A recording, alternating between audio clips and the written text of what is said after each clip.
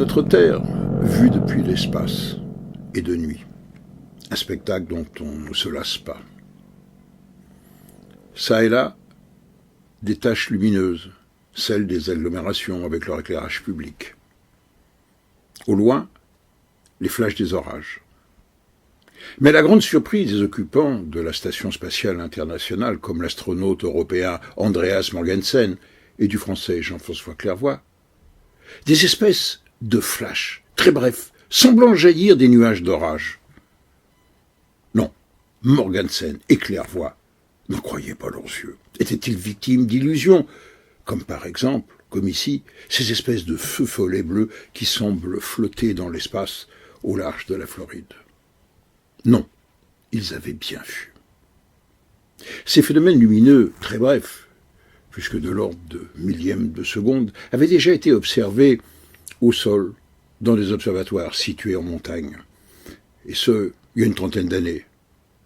Mais à l'époque, ça ne devait pas, disons, passionner la communauté scientifique. Il a fallu aller dans l'espace à 400 km, c'est-à-dire bien au-dessus de l'atmosphère terrestre, bien au-dessus des nuages d'orage, pour voir ce que l'on a baptisé en anglais de TLE, autrement dit en français, événement lumineux transitoire. Transitoire, ça veut tout dire, puisque la durée de vie, ces espèces de flashs qui durent un millième de seconde.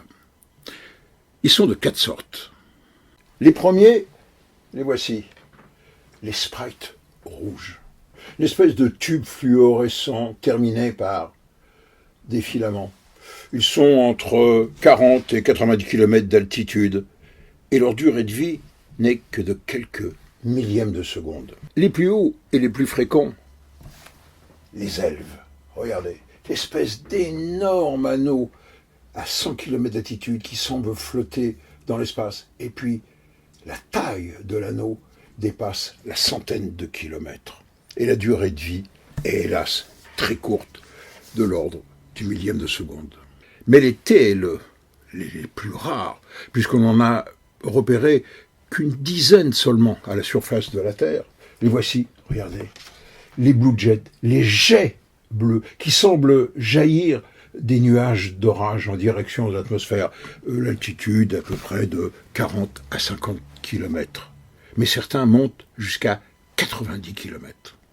Enfin, le quatrième, regardez bien, les pixies, autrement dit, les farfadets, eux, sont vraiment à la surface des nuages. Ce sont des jets d'électrons canalisés par le champ magnétique de la Terre qui induisent des rayons gamma. Ça, on ne l'imaginait pas. On pensait que les rayons gamma que la Terre recevait provenaient précisément de l'univers. Eh bien non, maintenant, on a vu qu'ils naissent à la surface des nuages.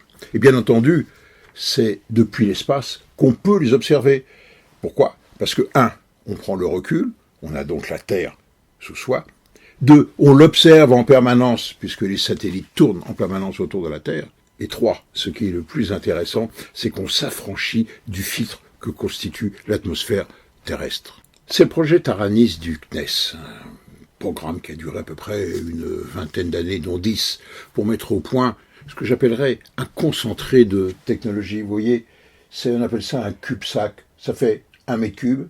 À l'intérieur, 8 instruments scientifiques et le poids seulement 175 kilos. On a conçu un instrument optique qui a été opéré par Claudie Aigneret sur la station internationale, qui permettait de valider le fait qu'on puisse distinguer ces phénomènes lumineux, qui sont très brefs, très intenses mais très brefs, des flashs lumineux provoqués par les orages classiques. Bref, c'était une nouvelle page de la physique de la très haute atmosphère qui était en train de tourner. Jusqu'à présent, on pensait que la Terre était en quelque sorte la boule bleue qui tourne sur elle-même, qui tourne autour du Soleil, mais qui était isolée, protégée par le cocon de son atmosphère et surtout son champ magnétique. En fait, non. Maintenant, vous l'avez vu, elle échange constamment de l'énergie avec le milieu interstellaire. Autrement dit, c'est une espèce de rééquilibrage de l'électricité de la planète qui est en train de s'opérer par ces bouffées, ces flashs d'énergie. Je dis bien malheureusement, parce que le lancement, vous l'avez vu, a échoué. Une très grosse perte pour la communauté scientifique, mais également pour le CNES.